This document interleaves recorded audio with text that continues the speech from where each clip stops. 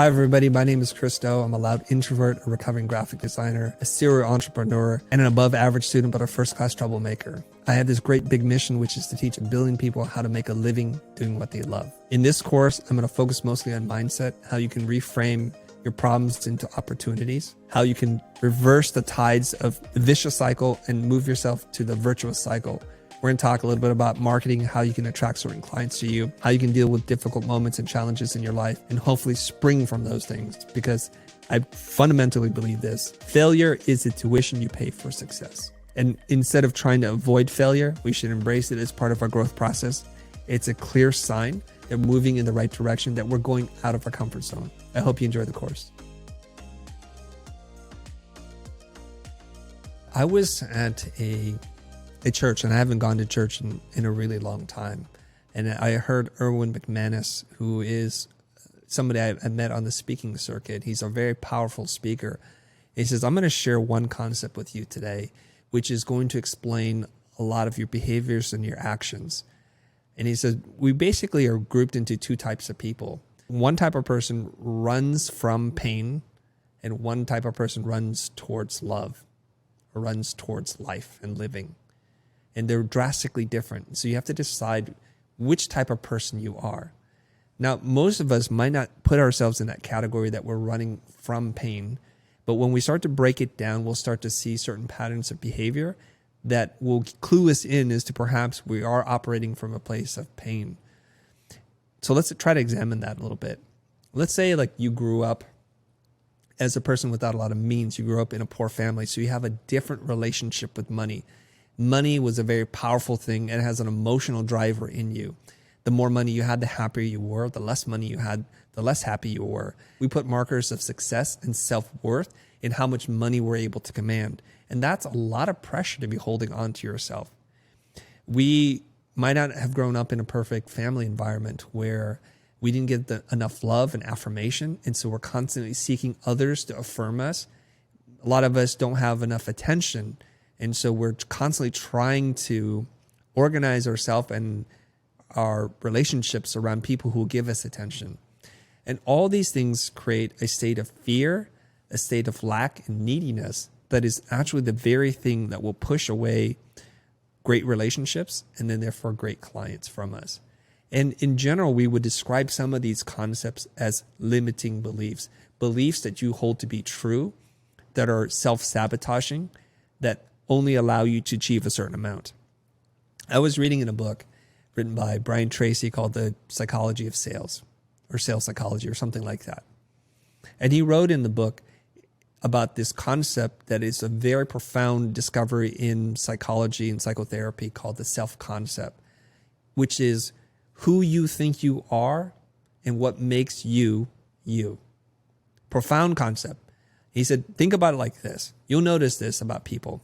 Say if you have thought of yourself of being able to achieve a certain amount of money every single year in your life. Let's say you thought, wow, my father and my father's father made $100,000 a year, and he's considered a successful person within the community and very respected. So then you put the self-concept like, to make it in life is to earn $100,000. So you go to work and you show up and you start to work towards achieving this goal. And as soon as you hit the $100,000 base, maybe you're a salesperson. It'll be easier to understand this from a sales point of view, where you know you're going to make $100,000 a year. What happens then? You start to shift into cruise control. You don't show up for any more meetings or calls, and your calendar is all of a sudden booked up with other things. And the funny thing is, when the year starts over again, you start at zero, and so you're grinding, you're making calls. So in the book, he talks about the concept where, give or take about 10 or 15%, we move to whatever belief we hold to be true. So if you make $115,000, you'll start to chill out and you go back to $100,000. If you miss all your sales goals, whether you're a freelancer or a salesperson, and you're at $60,000 and you've set your self-concept to be worth $100,000, you'll burn the midnight oil. You'll take on another job. You'll pick up the phone and reach out to more people until you start to get closer to that 85 to 100,000 mark, and then you'll chill out. So what we think of ourselves, what we think we're capable of, really will largely determine what the kind of life that we have, the relationships we have, and ultimately how much we're worth as we're looking at this from a business context. There's a complex relationship that creative people have with the services they provide and how much they think they can charge for it. So let's get into the root of why creative people behave the way they do. I think if you were to ask me, Chris, what do you enjoy doing in life in your free time? I would tell you I like watching mixed martial arts. I like reading comic books. Sometimes if I have time, I play video games. And then if you were to ask me, how much do I have to pay you for you to do that? I would think that's the strangest concept. Why would anyone want to pay me for reading comics, watching mixed martial arts, or playing video games? And I would feel a certain amount of embarrassment and guilt for someone to pay me to do that, because I actively and happily pay to be able to do this. I buy comics. I pay for the pay-per-views to watch mixed martial arts. I'll go to the venues to watch, and I'll pay money for that as well. And I buy video games. And so now when we reverse that psychology and say, well, someone will pay us to do something that we love to do, it feels really wrong. And if you expand this into the creative fields, whether you're a designer, illustrator, animator, editor, social media marketer, whoever you are in your space, there's a good chance that you're doing this because you love it, because you have a passion for it, and you just genuinely enjoy this. And it feels wrong to charge for it. So of course, what's going to happen in your mind is when a client says, hey, you're so good at doing X, would you do that for me? And how much would that cost? You say, well, I'd happily do it for you. And then here comes the real battle. And it's the internal battle. It's the hardest to overcome. The greatest enemy that you ever face in the battlefield is the one that exists in your mind, not the opponent standing in front of you. You'll start to negotiate against yourself. And this has happened to all of us and happens to me to this day, where I think to myself, well, I don't know, $5,000. And I think, God, that sounds like a lot of money. Why would anyone want to pay me that amount of money? This is so easy for me. It's like something I would do like breathing. Well, why don't I charge them $2,500? It'll be an easy yes for them. So when we start to transact with the client, we start to float a number by them. We say, I'm thinking $2,500. And so what does the client do? They don't say yes because they're business people. And business people know that you're not supposed to take the offer. You're supposed to negotiate down. And so now you've pre-negotiated against yourself. And now the other person, rightfully so, is negotiating against you. So they're going to say, well, Chris, would you consider doing this for $2,000? $2,500 is more than I thought. And then you, because you are afraid of conflict and friction, you say, yeah, that works. Let's do that. You accept the job and you do it. But in the back of your mind, you feel a little resentful about it because you're like, I should have been paid $3,000. Why did I ask for $20,000? So you're going through this whole process. And we know this. If you're not a happy person, it's going to affect your mood and your state. And if your state is a negative one that is resentful and there's bitterness in your heart, then you're going to do the work and it's going to affect it. It's going to affect the words that you write if you're an email marketer. It's going to affect the logo that you design because you're like, you know what? I'm tired of working on this. When you know if you worked on it a little bit more, you could get it just right. And you deliver it and the client's like, oh okay, thanks. And this cycle just repeats itself over and over again. And it starts probably in our childhood, in our relationship with money and acceptance. We're looking for approval all the time. We're looking for extrinsic markers, external markers that people accept us, they like us, and they're willing to put up with us. You're trying to be a whole human, 100% complete, devoid of gaps, not a whole human, one that has a hole that needs to be filled. Those people tend to be very needy, and they're looking for fulfillment and acceptance and love from others. And it's a never-ending cycle. The most unhealthy relationship that we have with ourselves transmits and translates into our relationship with others, where we self-sabotage, we lower our rates because we think that's what people are willing to pay. There's a very simple solution. When we think about pricing, we think about what it costs us to make something, how much time, energy, and effort, our level of experience. So it becomes a very self-centered approach. It becomes a very egocentric way of looking at things. When someone asks us, how much would this cost? You think about what you put into it. The simple way is to be very empathetic and very generous and ask the other person, what is it that you're trying to achieve by doing this thing? And this thing could be rebranding. It could be redesigning your website or writing a new email marketing campaign. What is it you're trying to achieve? And why are you doing this? And then the other person will happily tell us because no one's ever asked them before. And they get to tell us like, oh, It'd be great if I could achieve a higher click-through rate, if I can get a higher open rate, or I can increase the conversion.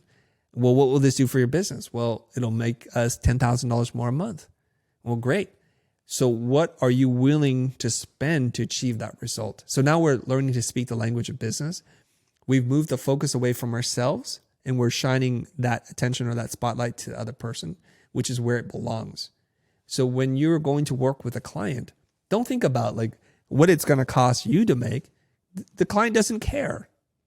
They only care about what you're going to be able to do for them. So this removes a lot of the friction, because ultimately you cannot land on a price or a solution that isn't relevant to your client in terms of the solution itself or the price, because you spent all this time talking to them. You might be thinking to yourself, great, Chris, easy for you to say. You have awards. You've been doing this for a long time. What am I supposed to do as I'm still starting out? I'm still struggling. I don't have consistent lead flow. I don't have enough yet. So how do I apply any of this? Well, the first step to doing anything is first committing your mind and your heart to saying this is possible. We have to change the self-concept, the internal self-dialogue, the self-talk. When we can change that, then the steps become much easier. And oftentimes when I advise people, what they do is they put up immediate resistance to the idea. And I understand this. I want to be sensitive to this, and I want to address this right now. When we hear a concept that's foreign to us, what we try to do is we try to kill that idea, because it's too emotionally painful for us to think there was a better way to do this entire time, and I've been doing it the wrong way. It can't be that I'm wrong. It must be that the idea is not good. Because if it's not possible for me, it cannot be possible, period. Well, let's invert the lens once again. Whenever you're stuck, ask yourself, is someone else in the world? We only need one example, one person who's able to do this and do this successfully. If there is, what separates you from them? Now, here's the weird part about how the human mind works. We're hardwired, we're engineered, we've evolved to spot differences. That's how we have survived. Tom Ross is a certain height. He has certain facial structure. He's different than me. Or Chris Do is different. He doesn't have hair. He's Asian, or he's studied at this school. So we spot differences really well. And it's generally a very good skill to have. Your survival has depended on it. But when it comes to, say, finding someone who is a trailblazer in your industry, in your space, who's done what it is that you hope to do, we have to just remember we're both human, and we all started from zero. We really did. There are some exceptions to this, of course. But generally speaking, they have all gone through what it is that you've gone through. So I'm going to quote Jim Rohn here. Jim Rohn says, success leaves clues.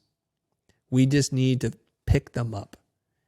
So when you're looking at someone who's way ahead of you, stop thinking about what makes us different. Think about what makes us the same. Well, they were new at some point. I'm new right now. What were the first 2 or 3 things that they did? What can I do? We have to reverse engineer their success and quite literally the path and the steps that they took. So often what we try to do is we try to jump to the end and say, well, why isn't it working for me? Well, you haven't done what they've done. You haven't trained yourself to think this way. You haven't positioned yourself to attract a specific type of client. So the first thing that you must do is commit your whole soul, your body, your mind, and your spirit to being able to do this thing. In his book, Dr. Price Pritchett talks about this in You to the Second Power. He says, when you become clear about your goals, you magnetize yourself, the means and the methods will be drawn to you. And the classic example that everybody gives is if you're in the market to buy a new car, and for some reason you're looking at a coupe, like a red sports car, all of a sudden as you're driving and walking around the street, all you notice are red sports cars that are coupes. It's how your mind works. Whatever you focus your mind to, all of a sudden you become much more observant and aware of those things that exist outside of you. So make the commitment to yourself. Yes, I want to have a different relationship with my clients. This idea on paper sounds really good. So I need to start to talk less about myself and spend more time diagnosing and speaking to the client on terms that they understand and trying to be a business to business relationship, not a business to vendor relationship. So once you do that, everything else becomes much, much easier. It's why mindset things are so difficult to overcome, but so powerful once you unlock that. Here's an exercise I would love for you to do, and hopefully you come to the same conclusion that I have. I want you to map every single job you've ever had and figure out your effective hourly rate, your EHR. So if you worked on something for 10 hours and you're paid $20,000 for it, just divide that 20,000 divided by 10. That becomes your effective hourly rate. And if you do this faithfully, you'll start to notice a pattern and you'll arrive at a conclusion that I'm going to get to in a second. The thing that motivated me so much was to have money, because I grew up with not a lot of money. And I also felt like my parents worked so hard, felt a tremendous amount of guilt to ask them for things. And so I knew if I wanted certain things in my life, new pair of sneakers or a cool shirt or something like that, I'm going to have to go and earn that money. So when I turned 15 in America here, you can get a worker's permit and you can go and work legally.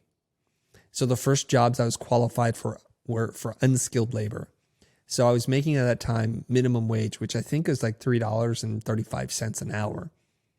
And that's exactly how much I was worth. I was basically a stock boy or the French fry guy at a fast food restaurant. And I switched jobs pretty quickly because I found that my brain was dying.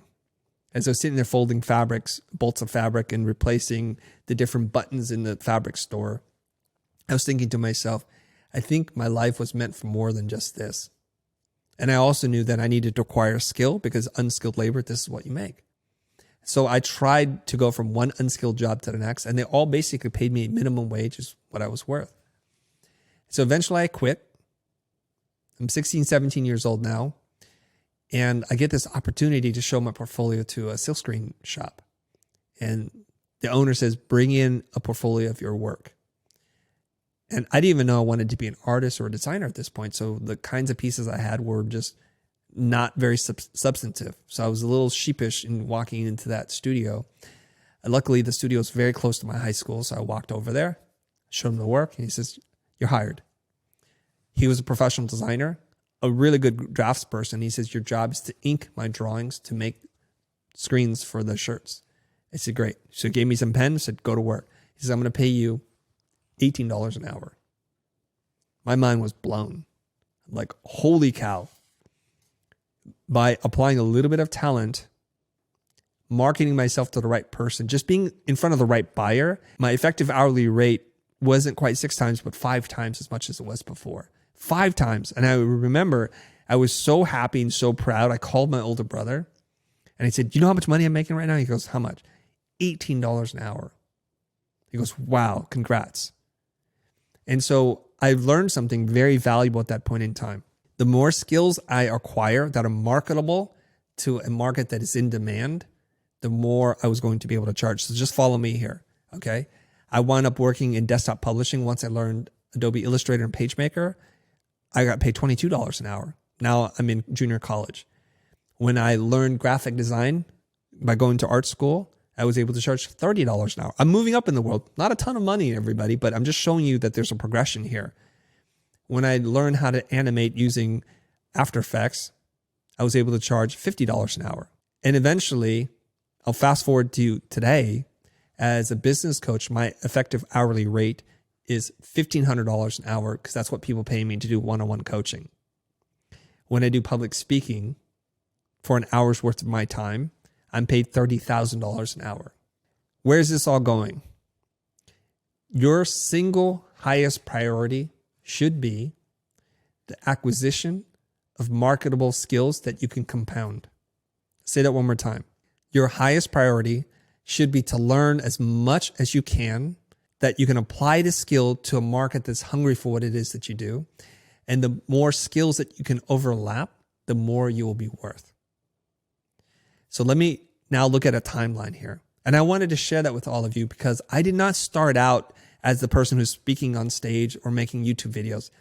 I was just like you, a young, hungry person trying to just make it in the world, applying my artistry and craft to a market that would want to pay for it.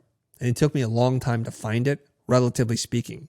Now, my journey into this space, and I'll now map it to like who I was and how I've changed because of this. I forget who said this. I don't know if Jim Rohn or Jack Canfield said this, which is, it is important for you to have clear goals. It is less important for you to achieve them, but more important, the person you become in the pursuit of those goals. When I read that or I heard that, I'm like, this is profound. We have goals, like we want to make money, we want to achieve certain things. In order to achieve those things, we have to learn and change. So anybody who's listening to this, you can charge whatever amount of money you want. You can charge $1 million an hour, but you can't be the same person you are today because you, frankly, are not worth $1 million an hour yet.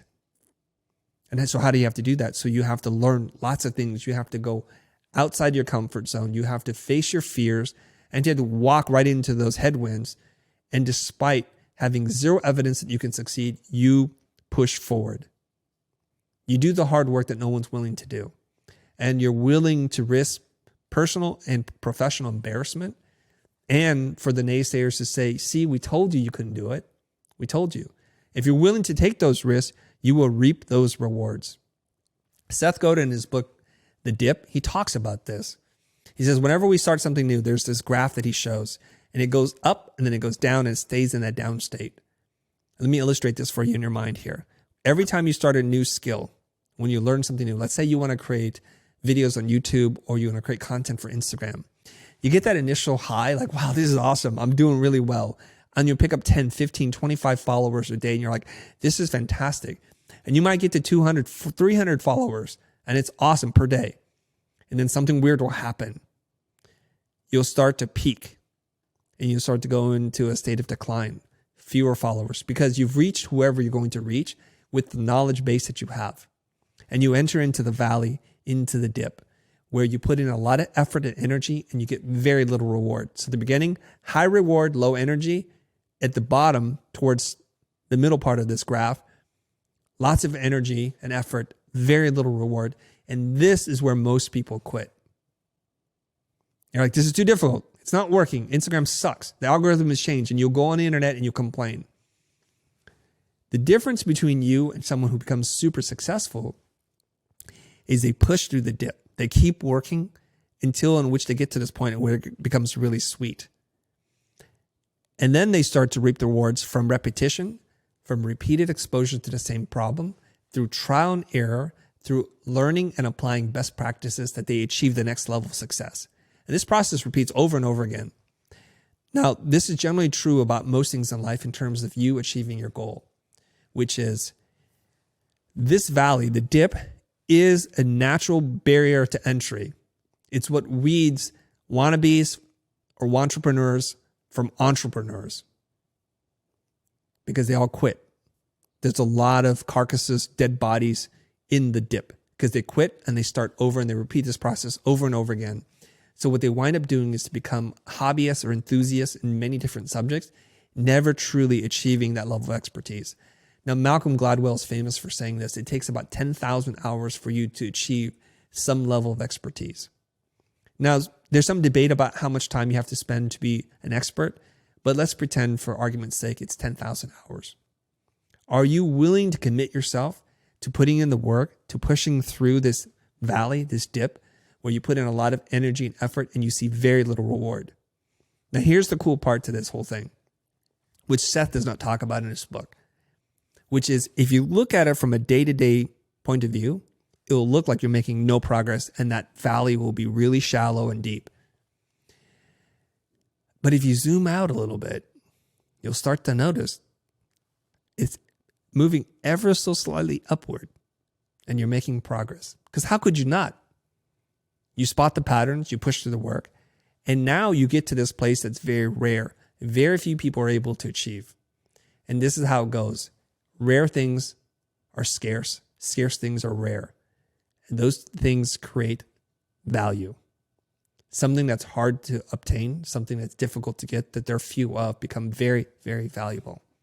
This is why people, generally speaking, are more respected if they have a master's degree or a PhD, if they went to college versus an Ivy League school, because they're harder to obtain.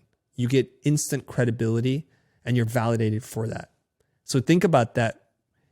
And what Seth talks about in his book is before you make a commitment to do something, decide that you're going to commit to it 100%, or better yet, don't start. People always ask me this question, Chris, I just don't know if I'm that passionate about UX design. Should I continue on? And I tell them something that surprises them, which is no. If you're not passionate about this, why are you doing this? You're doing this to fulfill some other goal that's not your own. And I'll tell you right now, the field is going to be full of people who are hyper passionate about UX design that eat, breathe, and sleep this stuff. They're going to run rings around you. And when things get really tough, they'll have the drive to get through the dip and you will quit. So find something that you love, that you can see yourself doing for 10 years.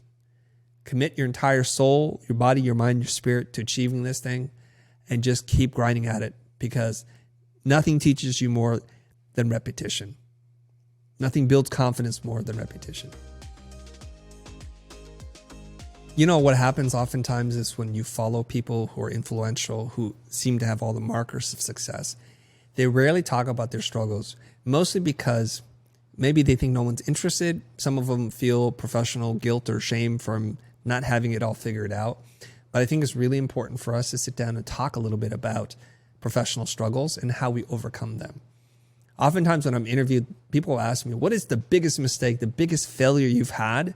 And it's hard for me to come up with one, not because I've not had many setbacks and failures and hardships. I've had them all, but because I don't record and process them as failures and hardships.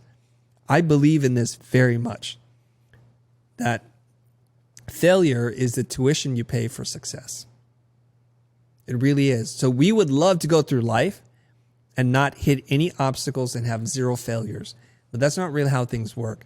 In fact, if that's your life today, if that's been your pattern, I would challenge you that you have not risked enough. You've not taken a big enough risk because you're always playing it safe. In his book, Paul Arden writes about whatever you think the opposite. He says, risk is safe and safe is risky. The way that we're supposed to evolve and change is we're supposed to take on bigger risks. So in my life, I look back, there are a couple like gigantic problems that I've had. A couple years out of school, I was sued by a multi-billion-dollar health and wellness company. And the mistake that I made there was an author had reached out to me and said, I'd love to profile this website project that you're working on.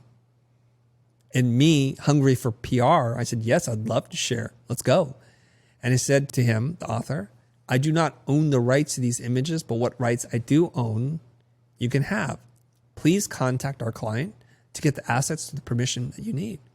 Long story short, the person who sent the assets later on, because they were under some heat, denied that they had signed anything and there was no paperwork.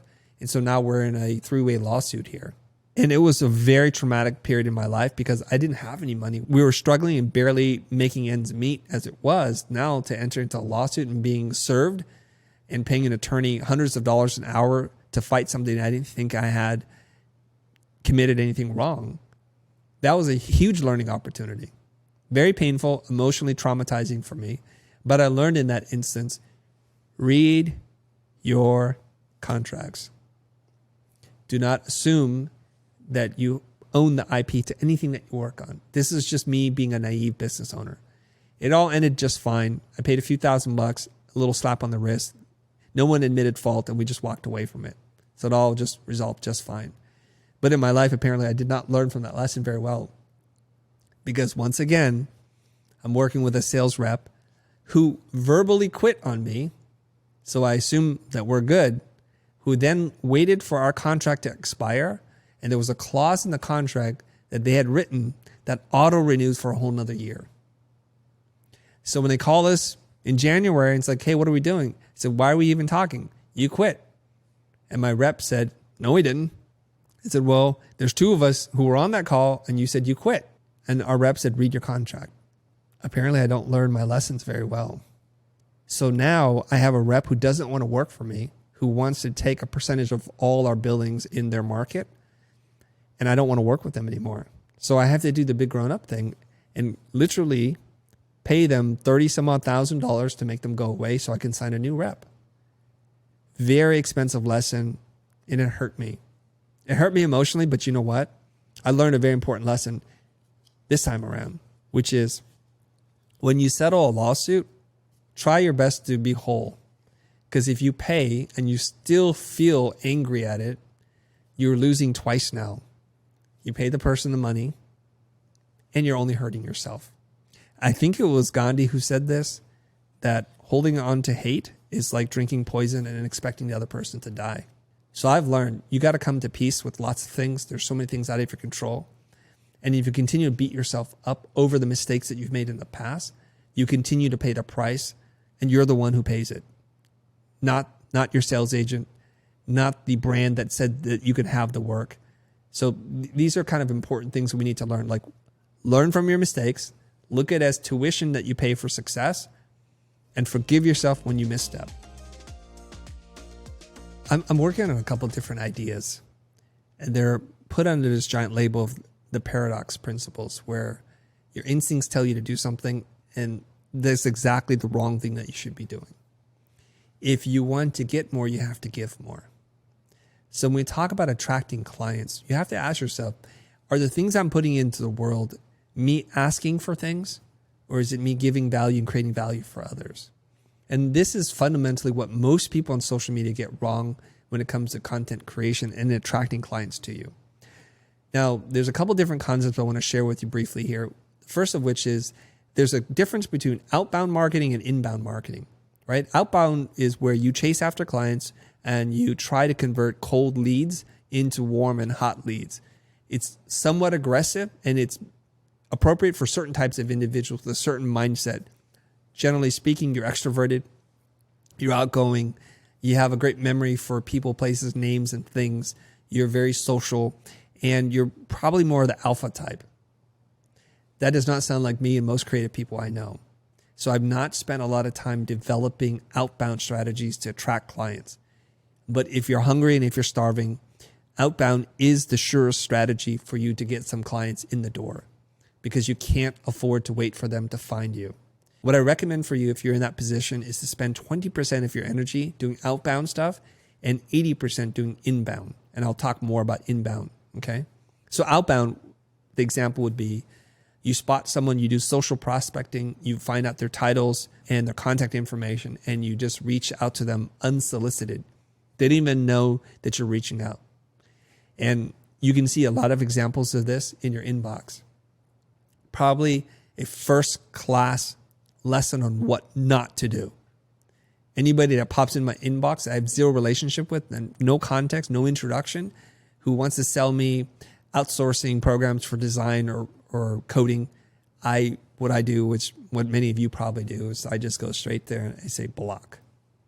And then, or unsubscribe, and I delete that email. I don't even read it anymore. So you have to be careful about how you do that. There is a hybrid version in between that I think can work really well for those of you that are like, a little squeamish about doing outbound marketing. What you can do is you can create a piece of content that is very valuable, that people would pay money for, things that you've learned, practical things, not things you read, but things you've done and experienced firsthand. And I would recommend you do this, say, on a platform like LinkedIn, because it gives you different metrics, and there are much more business-oriented people who are looking to buy things on LinkedIn as opposed to other platforms. If you can post a piece of content there that's valuable, what I would do is just say, comment this key phrase below, and I'll send you more information based on what you like. So this is you stepping into permission marketing, which is the term that Seth Godin has used, where you're asking for people to volunteer to participate in a long-term marketing campaign with you. You've given me value. I want more.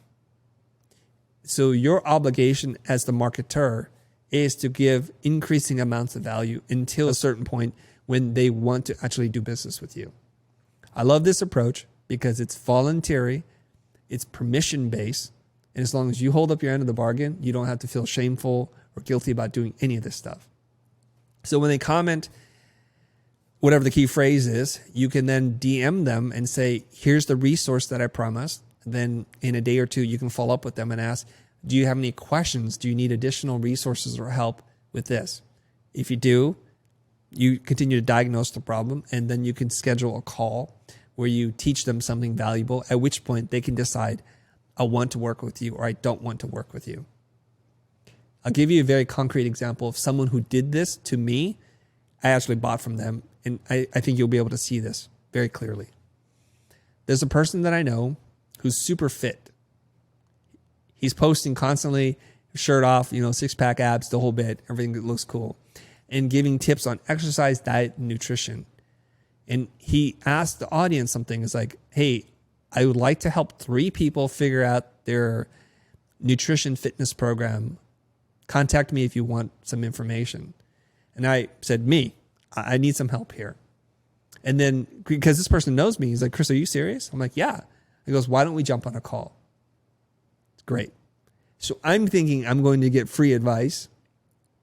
And what I didn't realize was I was stepping into a sales, not trap, but a sales funnel. Okay. And I'm sure he spoke to more than 3 people. And so I'm on a Zoom call with this person, and he says, let me ask you a couple of questions. Why is fitness so important to you? On a scale of 1 to 10, how important is it? And what would make it a higher score? What would make it a lower score? Let's go the opposite. Why is fitness not important to you? Tell me what it means if you're not fit. And so he got me to commit to my own goals, and I'm increasing my engagement with him. So at a certain point when he's like, well, here's the program, here's how I work. It's 9 months long. It's this price per month. If you want to move forward, let me know. I can process the transaction right now. So what he's done is he's given value over time. He's asked for volunteers, me. He's jumped on a call. He's gotten me to commit to my own goals to him. So therefore, I'm like the fish that puts myself on the hook and says, yes, this is very important. So by the time he goes to ask for the sale, it's super easy. I'm like, let me go get my credit card. Easy. And that's how you would attract clients in a way that's hybrid between outbound and inbound. So it's a combination of the two. But I'm a big fan and proponent for inbound marketing, which is you being a really great teacher, sharing what it is that you've learned to help others achieve their goal in a very generous way where you don't ask for anything. And you do this for as long as possible on as many platforms as possible, such that you get to a certain point when people voluntarily ask you, Chris, can I buy something from you? Can I give you some money? How do I go deeper in your programs? Is there anything that's recorded or a course I can take? Can I buy a ticket to the next event or workshop that you're running?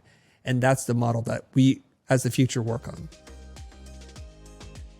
You may find yourself in a predicament when your clients are really driving the engagement and you feel like you have no power of the relationship.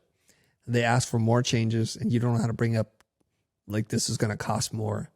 And they're not approving anything. It's driving you crazy. And it's just stealing all the joy in your life from doing the thing that you love. So let's figure out how we can prevent this from happening in the first place.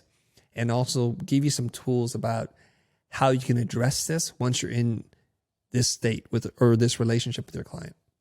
The best way to do this is to not get in this situation in the first place. Yeah, duh. Okay. So how do we do this? You have to understand a couple of things. How you establish the relationship at the very beginning will largely determine where it's going to go. And keep in mind this idea. The strongest position you're going to have is at the beginning, and it's just going to go down over time. So it's best to start very high because you know it will go lower over time. Okay? You need to hold your ground.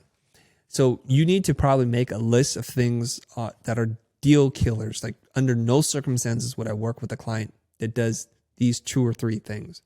It could be that you've lost a parent to cancer, to lung cancer, so you will not work with any client that are tobacco related. You might have lost someone due to a drunk driving accident, so you don't want to deal with alcoholic brands. So you can cross those people off the list. You can also probably identify clients who are super indecisive as clients that are not good for you, because you can see them coming a mile away. They're not sure about anything. And how do you know? They say this very specific phrase. This will make your skin crawl. I'll know it when I see it. That should be a clear sign to say, you know what? After thinking about this, I don't think I'm a good fit for you. I don't think I'm going to service this well. And we're probably better off recommending somebody else versus doing this work. So you're professional about it. You're polite about it. But as soon as you see one of these red flags go off, you need to extricate yourself. You need to kind of terminate the call as soon as you can. Some clients will want to pay the lowest amount of money, and they're just really like bargain shoppers. We'll call them bottom feeders here.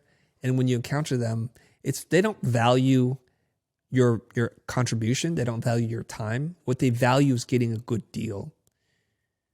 And that's their right and prerogative to be able to do that, but you don't have to participate in that. So one way to address this up front, especially if you keep meeting these bottom feeders, is just to say simply, before we go too far in this conversation, because I value your time, do you have X budget to do this at minimum? So you would say something like, do you have at least $10,000 to redesign your logo? Because if you don't, we're not going to be a good fit.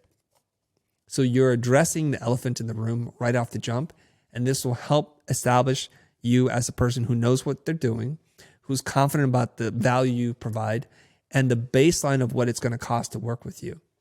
You have to remember something. You have a unique gift. It may not feel like it because you see a lot of people competing against you, but what you do, how you see the world, and how you execute in the way that you make people feel is uniquely you. I'm not saying you're the best or you're the worst. It's just uniquely you. And in order for someone to get you to give you their gift, they have to be smart enough to recognize that you are a gift and to give you the appropriate amount of money so they can receive the gift. I consider what I do, who I am, and the service and value I provide truly as a gift. So when people try to negotiate with me, I'm like, you can do whatever you want, but it'll always be this rate. And this rate will always be the lowest price because tomorrow it will be a little bit more, and the day after that, it'll be a little bit more. I'll give you an example here. Somebody I know who's an event organizer reached out to me and said, hey, love for you to speak at my event. And I say to them, well, you know the rate, right? And he's like, yeah. And my rate is $30,000 to do public speaking. And he said, why don't we do it for 25? I said, well, why don't we do it for 30? So in a case like this, many of you will hear this and like, dude, $25,000 to do an hour-long presentation that you've done before? Just take the money and just laugh all the way to the bank. That's not how I see it.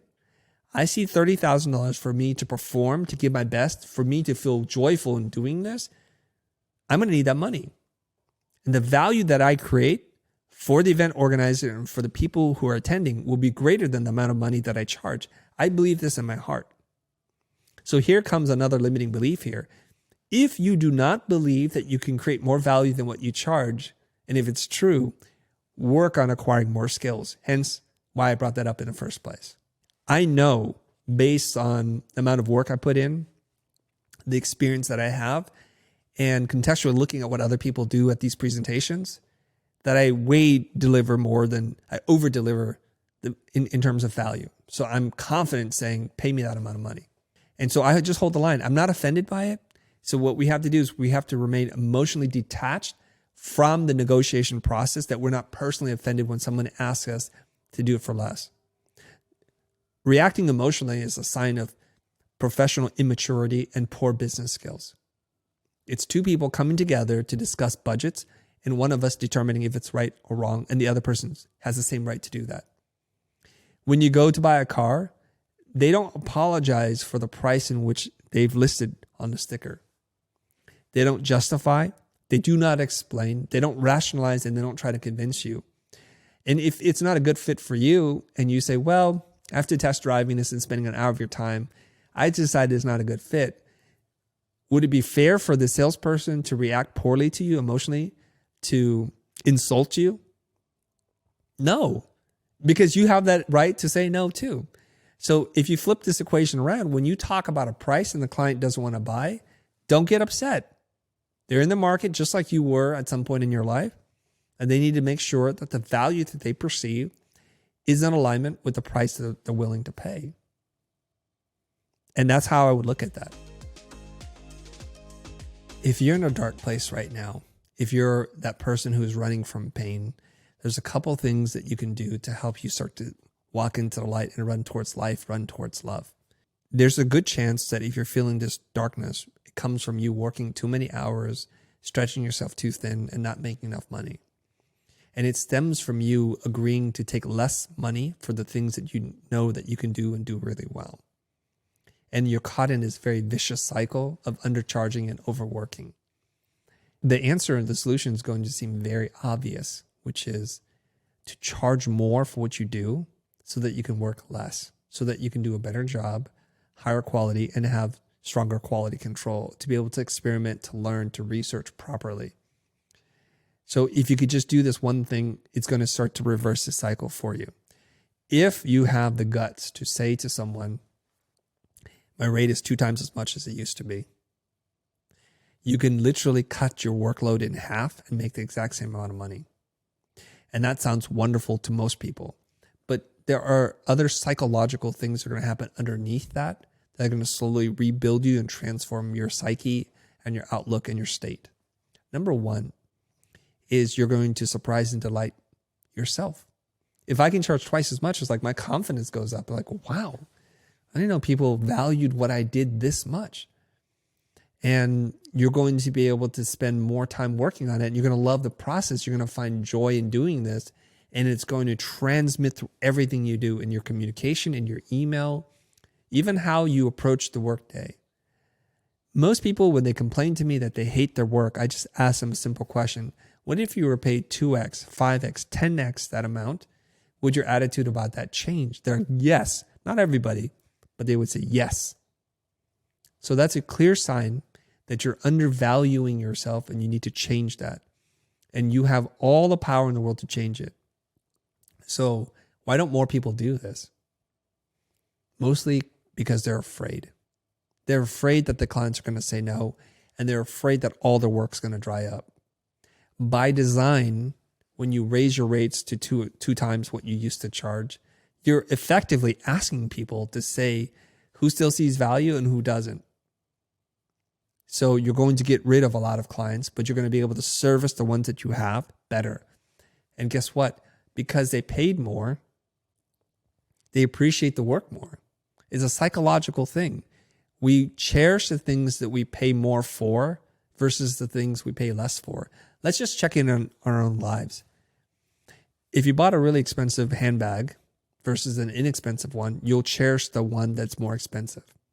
You'll wear it with pride. You'll treat it better. You'll make sure it doesn't get wet or dirty or scuffed. You'll be hurt emotionally. You'll be saddened if someone stole it. The cheap one, it got dropped in the mud. Who cares? Somebody stole it. Who cares? It's easy to replace. So it turns out most people want to actually pay more for stuff because their relationship with the things and the services they get are different inherently. Think about, like, here in America, we have a thing called Supercuts, which is a chain of haircut salons, right? That you can go into. It's a nationally advertised price. Or you go into one of these Beverly Hills salons where they greet you, they serve you champagne, they might even give you a foot massage, and they talk to you, and everybody's happy to see you. And obviously I don't have hair, but imagine if I did. I'm like, wow, you made me feel so good that this was a bright moment in my day. So if you realize this from a buyer's perspective, that people actually want to pay more because they want better service, they want to feel better about themselves, that they can afford these things, start there. Start to reverse this cycle.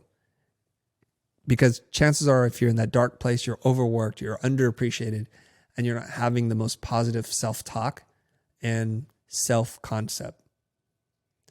There are other ways, there are other reasons why you're in a dark place. It could be because you have no market validation as to what you're doing is working. You could just be going at this for a really long time and not seeing a lot of progress. This is super scary, and it's not right for every single person, but I suggest you get some inexpensive coaching or go see a therapist.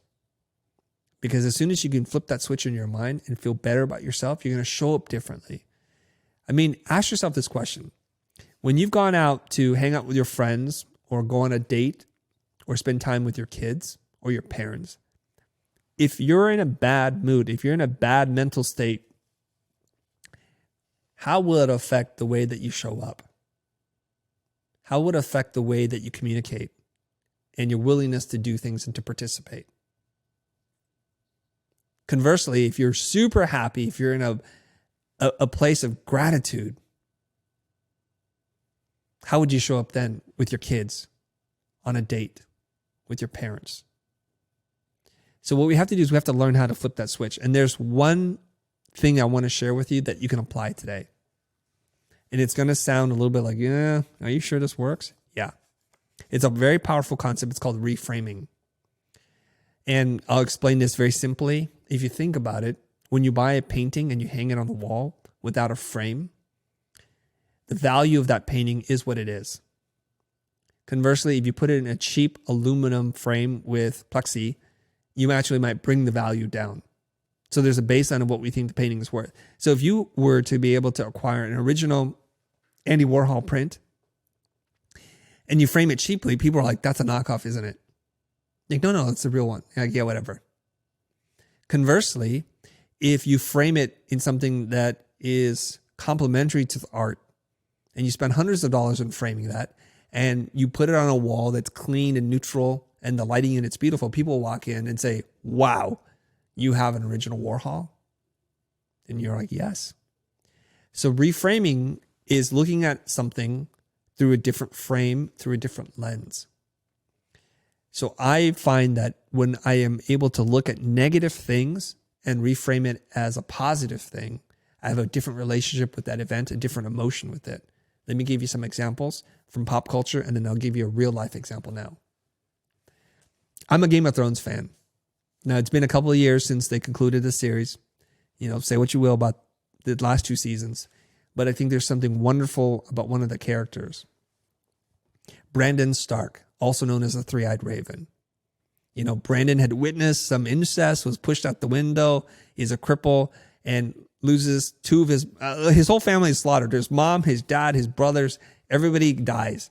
And so there's a lot of reasons for Brandon to hate and to be angry. So there's 2 characters in which he comes in contact with. I'm sorry. One of them is Jaime Lannister, who he sees and he's like, Brandon, I'm sorry. I've done things to you. I want to make amends. And he says, there's no need for you to apologize. If you hadn't pushed me out the window, I would not have gone north of the wall. I would not have met the Three-Eyed Raven and become the Three-Eyed Raven. All of this stuff happens for a reason. And I'm appreciative of it. And there's a quote here I want to throw in from Oprah Winfrey, which is, true forgiveness is when you can thank the other person for the experience. That's some profound level of acceptance and forgiveness there. Not all of us can do that, but I want you to think about that, hold that thought. The second scene is there in the final moments of the Dark Knight, all the White Walkers are going to come in and just kill everybody. And Theon Greyjoy is there, once again, teary-eyed. He's betrayed the entire Stark family. He's done some really horrific things. He's allowed his stepsister to be raped. It's just horrific. He stands there and looks at Brendan. He's like, Brendan, I just want to, again, the same thing. He's like, Theon, you're a good man. You're a good man. And with that, like, Theon breaks down. He's been looking for some redemption. He's so profoundly moved by this moment that he's going to fight this last battle to his dying breath, and he's going to do everything he can to protect Brandon. That's that kind of reframing we're talking about here. Now, my son, you know, one of his few chores he has to do in his life is to take out the trash. He's always moping about it, like, oh, Dad, I have to do this. He's dragging his feet. Oftentimes he'll miss it, and now we have stinky trash because he didn't do his job. My wife will cover for him, and he's just not happy about it. He's like, Dad, do I have to do this? I said, no, you do not have to do this, son. You get to do this. He goes, what? You get to take out the trash. Do you know how many people would be happy to have a home to go to? That then they have trash to put in and to be able to afford people to come and waste management to come and pick up the trash every single week. Could you imagine if we didn't have any money, any resources, you wouldn't have anything to throw away, then you wouldn't have a job. You get to take out the trash. Because if you'd like, we could trade places with other people and you could live in a home where you don't have to take out the trash because they have nothing. So this is an important thing, reframing. So if you're in a place that's dark, try your best to accept your situation, to not blame people for where you're at, and to say, like, this is the dark period before things get really good. Try to reframe. Try to be grateful for what it is that you have. You have breath in your lungs. You hopefully have a roof over your head and you have food on the table. Everything else you can manifest.